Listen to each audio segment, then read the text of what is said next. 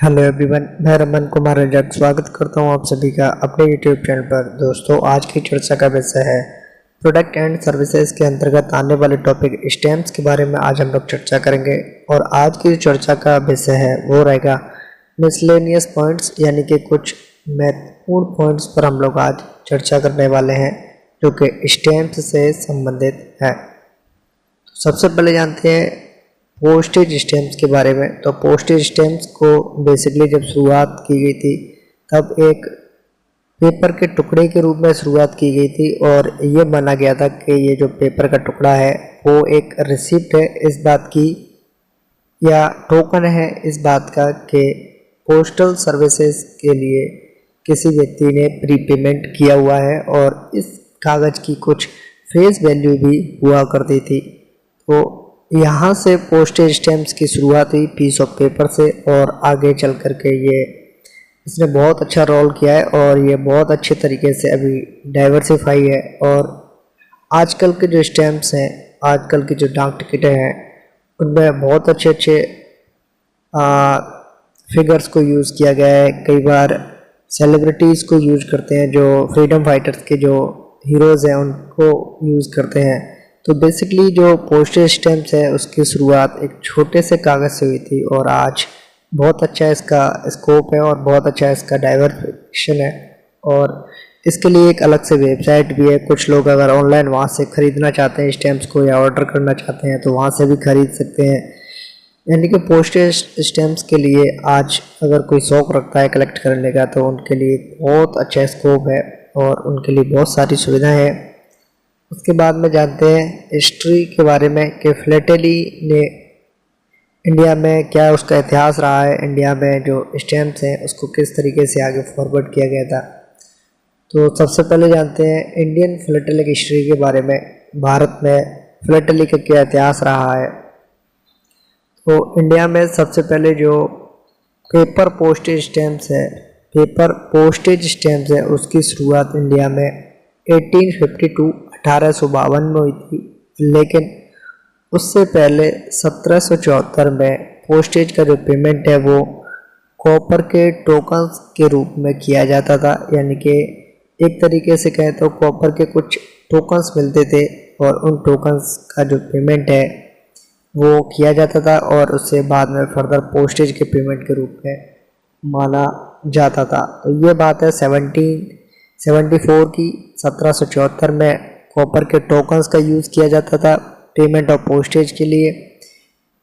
फिर उसके बाद में पेपर पोस्टेज की शुरुआत इंडिया में 1852 में हुई थी और ये जो तरीका है वो कुछ खास ज़्यादा चले नहीं थे। उसके बाद में जो कमिश्नर थे सिंध के उस समय में सर बार्टेल फ्रेरे, उन्होंने पेनी पोस्टेज स्टैम्प्स की या कहें कि पेपर स्टैम्प्स की शुरुआत है वो अपने प्रोविंस में 1852 में की थी, क्योंकि इंग्लैंड में उसी समय पर पेनी पोस्टेज चल रहे थे, वो बहुत ज़्यादा सक्सेस पा चुके थे और उसी सक्सेस को देखते हुए सर बार्टल फ्रेरे ने, जो कि कमिश्नर थे सिंध के, उन्होंने पेपर स्टैम्प्स की शुरुआत 1852 में अपने प्रोविंस में की थी, अपने प्रांत में की थी।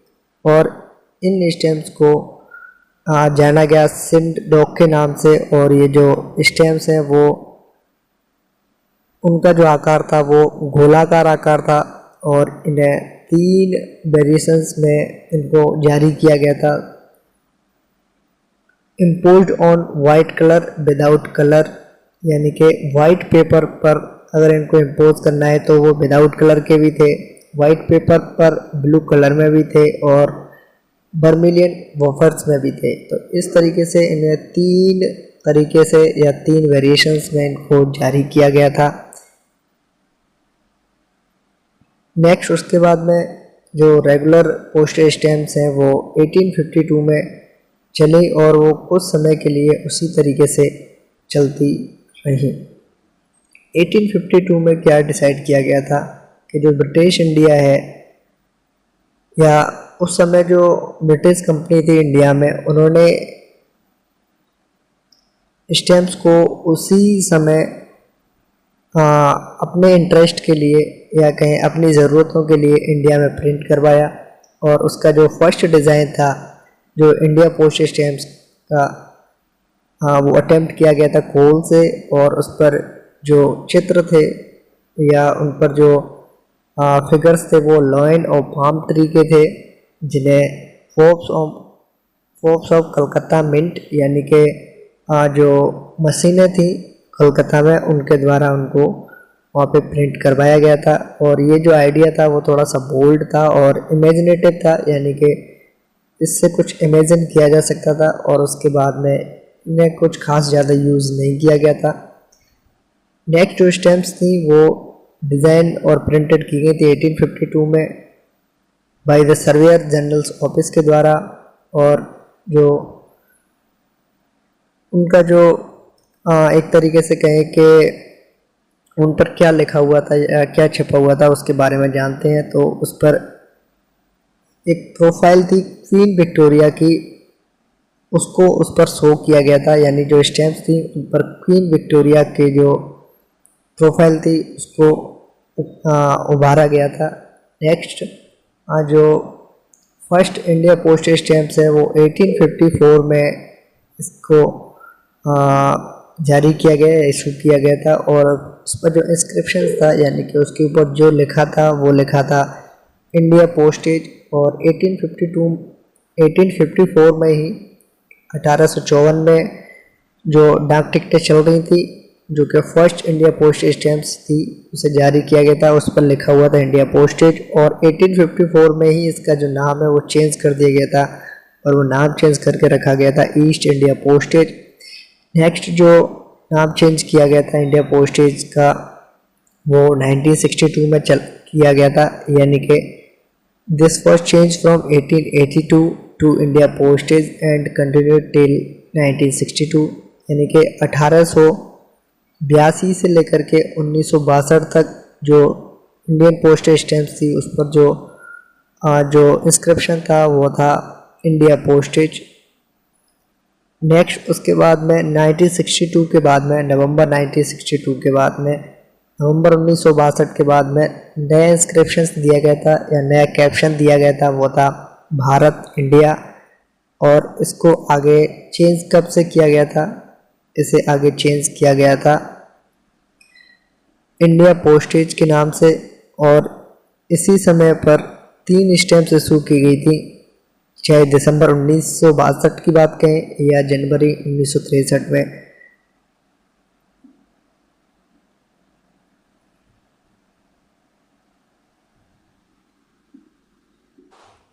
15 अगस्त 1947 को जब भारत आज़ाद हुआ था उस समय फर्स्ट इंडिपेंडेंस स्टैम्प्स को जारी किया गया था, और उस समय पर टोटल 3 स्टैम्प्स को जारी किया गया था, जिस पर सबसे पहले था अशोक स्तंभ का चित्र था जिसे नेशनल एम्बलम ऑफ इंडिया भी कहते हैं, और दूसरा था हमारा राष्ट्रीय ध्वज, उससे उकेरा गया था पोस्टेज स्टैम्प्स पर, और तीसरी जो स्टैम्प थी उस पर एक एयरक्राफ्ट की तस्वीर थी। और तब से लेकर के इंडिया ने अब तक 3000 से ज़्यादा स्टैम्प्स को जारी कर दिया है। नेक्स्ट जानते हैं कि what makes philately a special hobby. Philately को स्पेशल हॉबी क्यों माना जाता है इसके बारे में जानते हैं। कुछ लोग इसे कहते हैं राजाओं का शौक या शौक का राजा, एक तरीके से कहें तो जो फिलेटली है ये एक स्पेशल हॉबी के रूप में किस तरीके से इसे मानते हैं या इसका दर्जा इतना ऊंचा क्यों है। जो लोग पोस्टेज स्टैम्प्स को कलेक्ट करने का शौक़ रखते हैं उनके लिए ये एक बहुत अच्छा ऑप्शन था कि वो लोग डायरेक्ट ऑनलाइन या PDA account philatelic deposit account के माध्यम से जो कलेक्शन है उसे कर सकते थे। और इस शौक में एक्चुअली क्या होता है, जो पोस्टेज स्टैम्प्स होती हैं उनमें कुछ ना कुछ उनके ऊपर चित्र होते हैं, चाहे वो चित्र हिस्ट्री से रिलेटेड हो, पॉलिटिक्स से रिलेटेड हो, चाहे किसी फेमस पर्सनालिटी से रिलेटेड हो, चाहे नेशनल या इंटरनेशनल इवेंट से रिलेटेड हो, चाहे ज्योग्राफी से रिलेटेड हो, चाहे फ्लोरा एंड फौना से रिलेटेड हो, चाहे एग्रीकल्चर से रिलेटेड हो, साइंस, मोनूमेंट्स, यानी कि इस पर जिसका भी चित्र होता है वो एक स्पेशल चित्र होता है। और जो लोग इसका शौक़ रखते हैं वो उस क्षेत्र के बारे में थोड़ा बहुत जानते भी हैं, उसके शौक़ को भी जानते हैं कि हम लोग जो हमारा जो शौक़ है फिलाटेली को कलेक्ट करने का, स्टैम्प्स को कलेक्ट करने का, इस पर जो भी चित्र उकेरे जा रहे हैं वो किनके हैं, या जो भी इस पर जो स्टैम्प्स हैं वो इशू की गई हैं वो किस सब्जेक्ट से रिलेटेड है, तो उसके बारे में भी जानते हैं लोग। तो ऑटोमेटिकली स्टैम्प्स के बारे में जानते भी हैं और उसके ऊपर जो चित्र उकेरे जाते हैं उनके बारे में भी जानते हैं। तो ये जो हॉबी है वो एक स्पेशल हॉबी बन जाती है। इससे क्या होता है कि जो वेरियस जो टॉपिक्स हैं उनके बारे में लोग सीखते भी हैं, पढ़ते भी हैं और उसके बारे में जो इन्फॉर्मेशंस हैं उसे इकट्ठा करते हैं।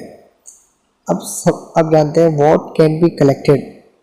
जो लोग फिलाटेली का शौक़ रखते हैं वो किस तरीके से जो कलेक्शन है उसे कर सकते हैं, या वो किस तरीके से अपना कलेक्शन है वो करते हैं। जो स्टैम्प्स हैं वो दो तरीके से स्टैम्प्स होती हैं, एक यूज्ड स्टैम्प्स होती हैं और एक होती है अनयूज्ड स्टैम्प्स, यानी कि both mint stamps and used stamps can be collected. यानी कि जो मिंट स्टैम्प्स होती है वो अनयूज्ड स्टैम्प्स होती हैं और दूसरी होती हैं ऐसी स्टैम्प्स या ऐसे डाक टिकट जिनको पहले किसी ने यूज़ कर लिया हो। तो दोनों का कलेक्शन किया जा सकता है, लेकिन जो अनयूज्ड स्टैम्प्स होती हैं जिसे सामान्य तौर पर पोस्ट ऑफिस बिक्री के लिए यूज़ करती है वो अनयूज्ड स्टैम्प्स ही होती हैं। यूज्ड स्टैम्प्स को हम लोग दोबारा से सेल नहीं कर सकते हैं या कोई व्यक्ति सेल नहीं कर सकता है, उसके लिए एक अपराध है। यानी कि अगर कोई यूज्ड स्टैम्प्स को बेचता है तो ये एक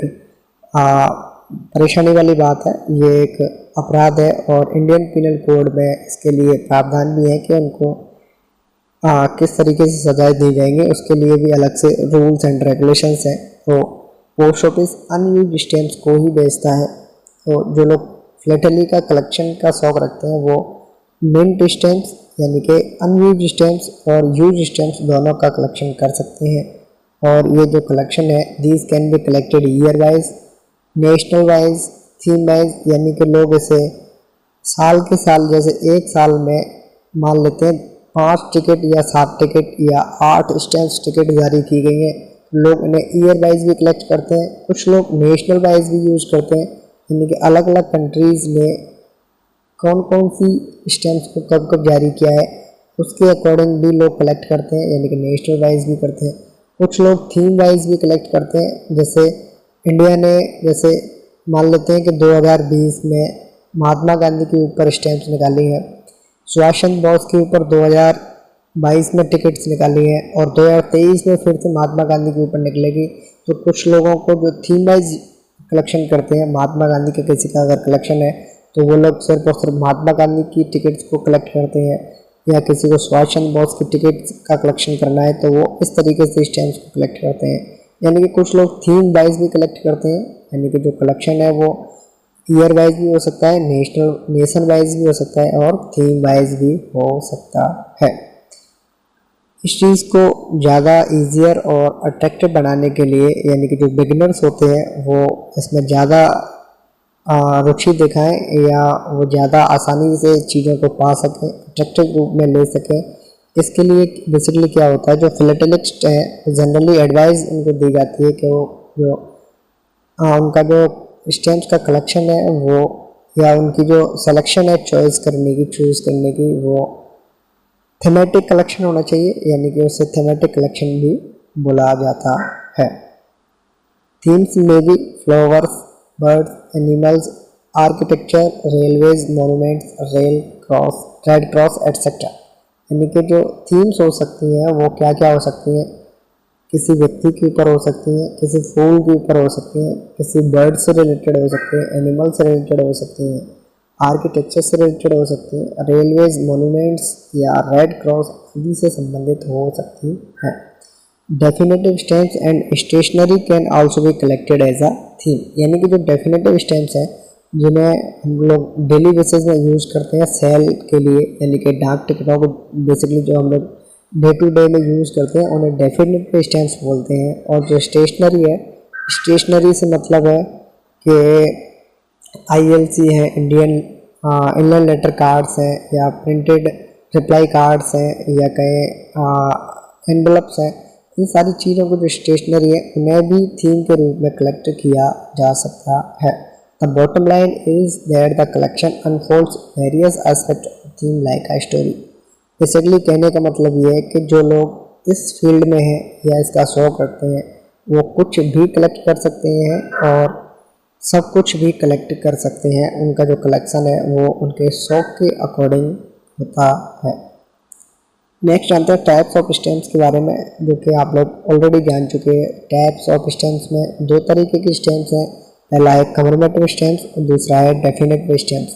कमेमोरेटिव स्टैम्प्स वो स्टैम्प्स हैं जिन्हें जारी करते वक्त उस समय जारी किया जाता है जब कोई इम्पोर्टेंट इवेंट हो या फेमस पर्सनैलिटीज़ के ऊपर हो या नेचर से संबंधित है या फ्लोरा फौना से संबंधित है, तो कुछ भी ऐसा इशू जो कि ऐसा हमें लगता है कि अंतर्राष्ट्रीय स्तर का है या राष्ट्रीय स्तर का है, तो उसके लिए जो स्टैम्प्स यूज़ की जाती हैं वो या जारी की जाती हैं वो हैं कमेमोरेटिव स्टैम्प्स, जिसे हम लोग स्मारक स्टैम्प्स के नाम से भी जानते हैं। और दूसरा है डेफिनेटिव स्टैम्प्स, जिसे हम लोग डे टू डे लाइफ में यूज़ करते हैं, यानी कि किसी भी पोस्ट ऑफिस के काउंटर से जिसे हम लोग सेल करते हैं उन्हें डेफिनेटिव स्टैम्प्स बोला जाता है। इन्हें हम लोग डेली बेसिस में यूज़ करते हैं।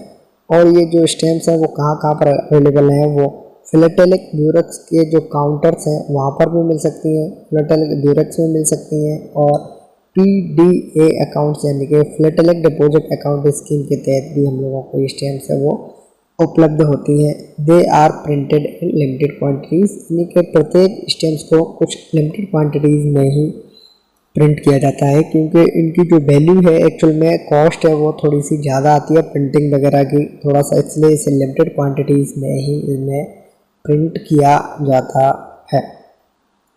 जो डेफिनेटिव स्टैम्प्स हैं बेसिकली इन्हें डे टू डे लाइफ में हम लोग यूज़ करते हैं, और ये 25 पैसे या उससे ऊपर की इनकी डिनोमिनेशंस होती हैं और ये लगभग सभी पोस्टल काउंटर्स पर उपलब्ध होती हैं। नेक्स्ट जानते हैं how to collect use stamps, यानी कि ऐसे स्टैम्प्स जिन्हें पहले यूज़ कर लिया गया है उन्हें हम लोग कहाँ से कलेक्ट कर सकते हैं। तो use stamps can be collected from postal envelope one receives, यानी कि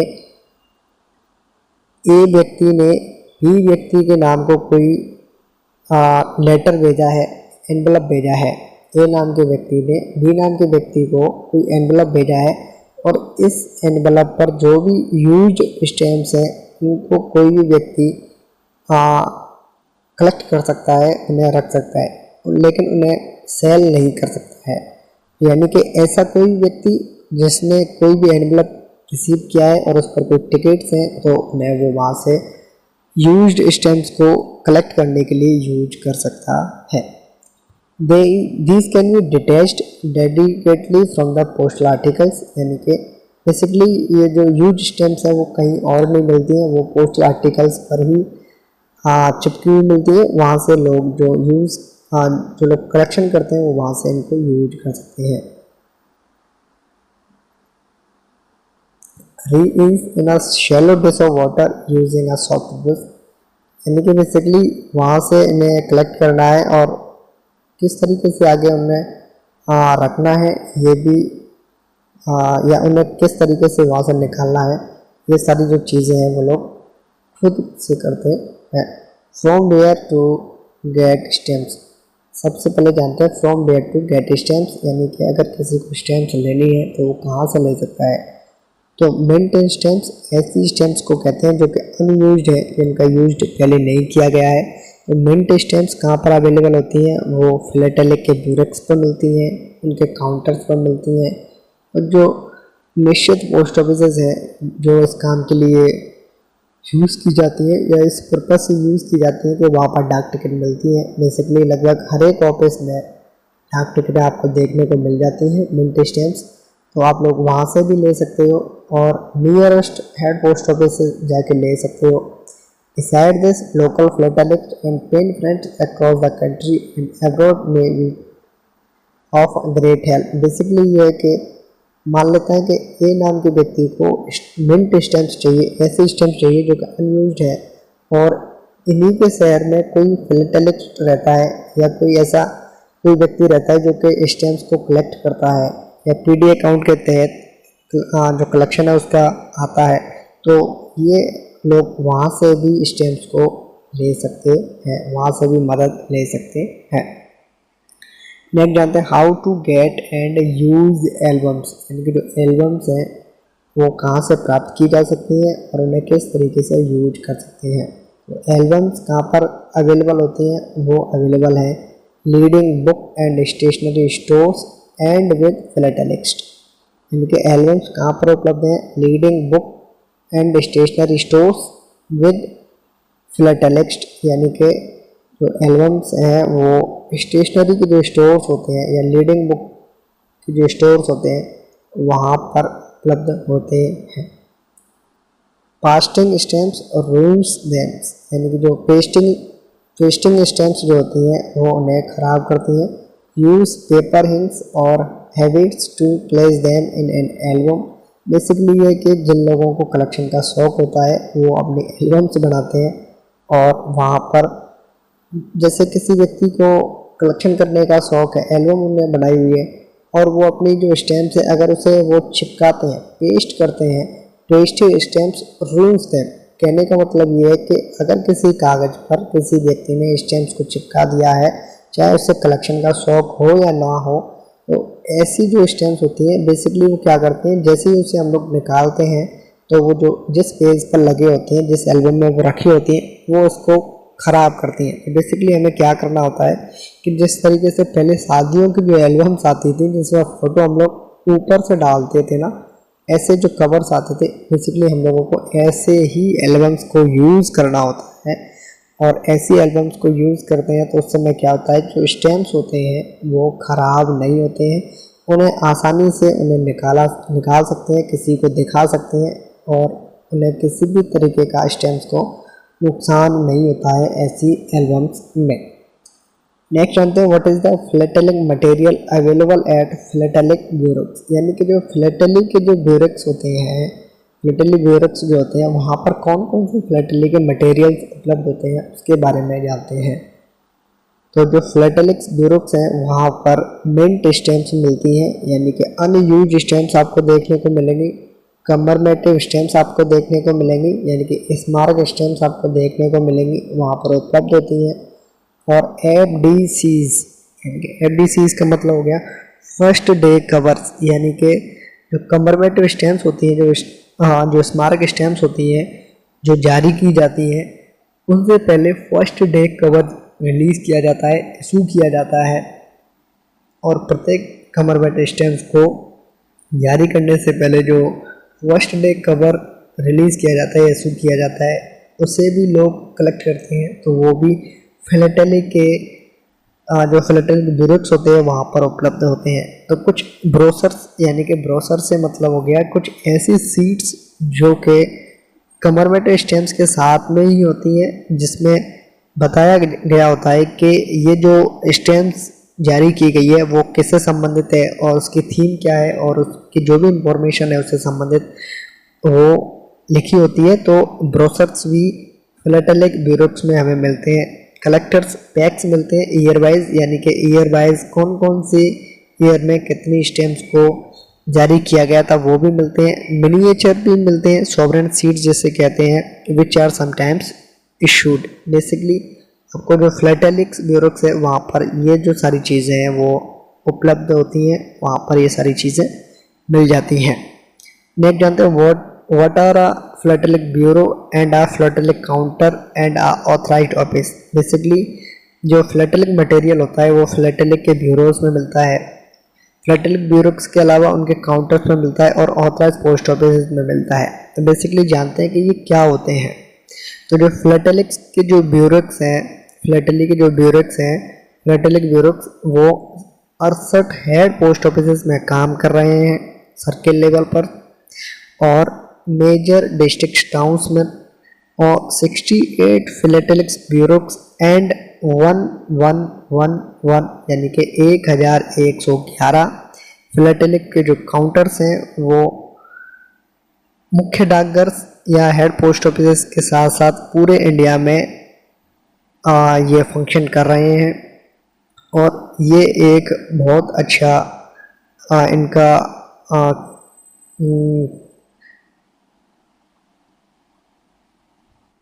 जिन लोगों को शौक है फिलाटेली का वो 68 हेड पोस्ट ऑफिस, ऐसी हेड पोस्ट ऑफिस जहाँ पर फिलाटेलिक ब्यूरोक्स को चुना गया है, वहाँ से अपने जो फिलाटेलिक मटेरियल है वो प्राप्त कर सकते हैं। 1111 फिलाटेलिक के काउंटर्स हैं, वहाँ से अपने स्टैम्प्स को कलेक्ट कर सकते हैं। और जो ऑथराइज पोस्ट ऑफिस हैं वहाँ से भी, या जो मुख्य डाकघर ऑथराइज हैं वहाँ से भी ये लोग जो अपना कलेक्शन है वो कलेक्ट कर सकते हैं। तो बेसिकली लगभग जो प्रत्येक डिवीज़न होता है या प्रत्येक हेड पोस्ट ऑफिस होती है वहाँ पर 1 से 2 आपको फिलाटेलिक्स के ब्यूरोक्स मिलेंगे, या फिर आपको फिलाटेलिक के काउंटर्स तो आपको 100% देखने को मिलेंगे। ऑथराइज ऑफिस तो लगभग हर एक हेड ऑफिस के पास में ही ये अधिकार होते हैं।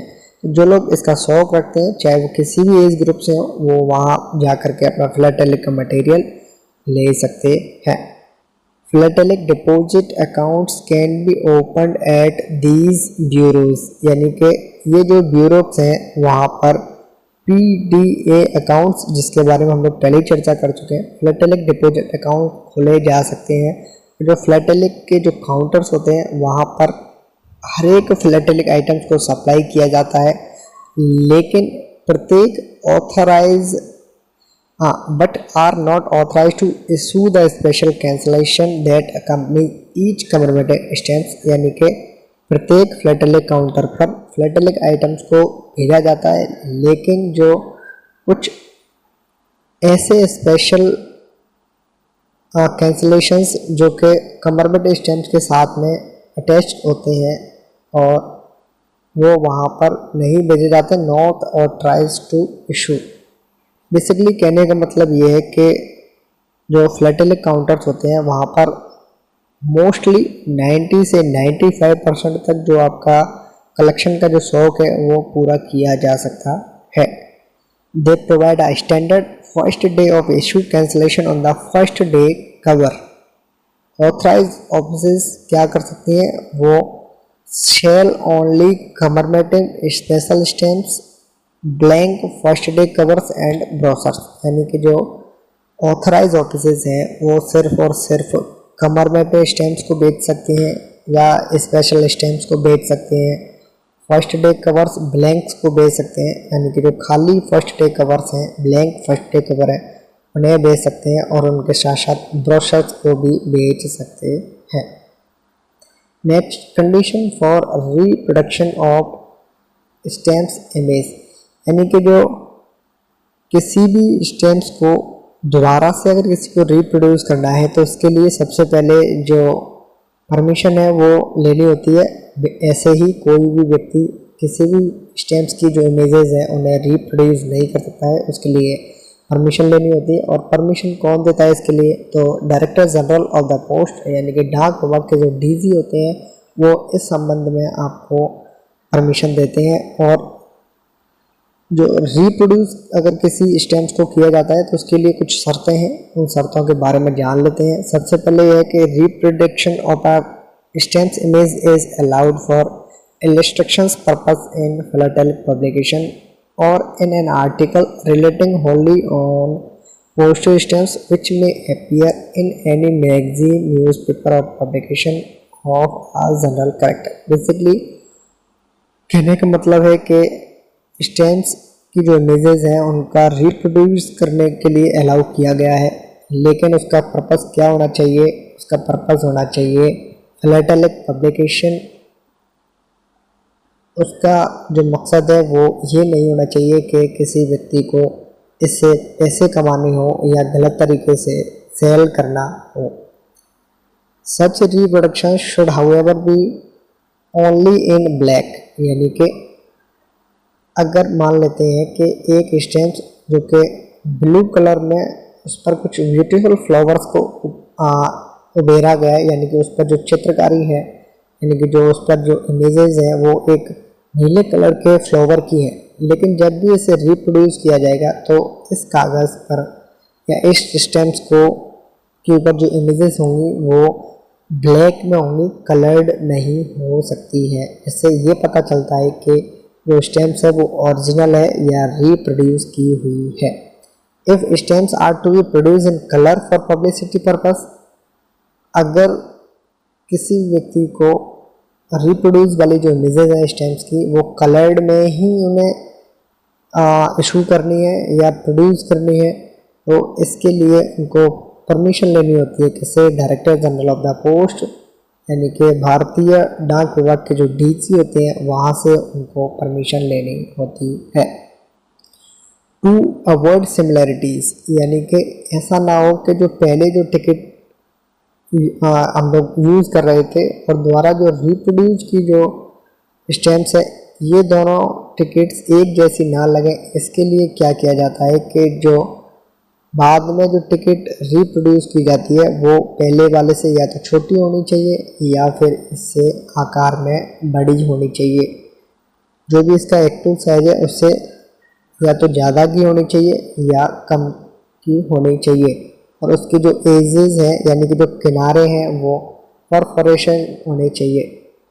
यानी कि कहने का मतलब ये है कि जो पहले वाली जो टिकट है उसकी कॉपी नहीं होनी चाहिए, या तो वो आकार में बड़ी हो सकती है या छोटी हो सकती है, एक्चुअल साइज की नहीं होनी चाहिए। नेक्स्ट जानते हैं maintenance of a national philatelic museum, यानी कि भारतीय डाक विभाग के फिलाटेली से संबंधित एक दिल्ली में, न्यू दिल्ली में एक म्यूज़ियम है, जैसे नेशनल फिलाटेलिक म्यूज़ियम के नाम से हम लोग जानते हैं। तो इसके लिए जो टाइमिंग्स है ओपनिंग की या इसे इसकी हिस्ट्री जो भी है इसके बारे में हम लोग चर्चा कर लेते हैं।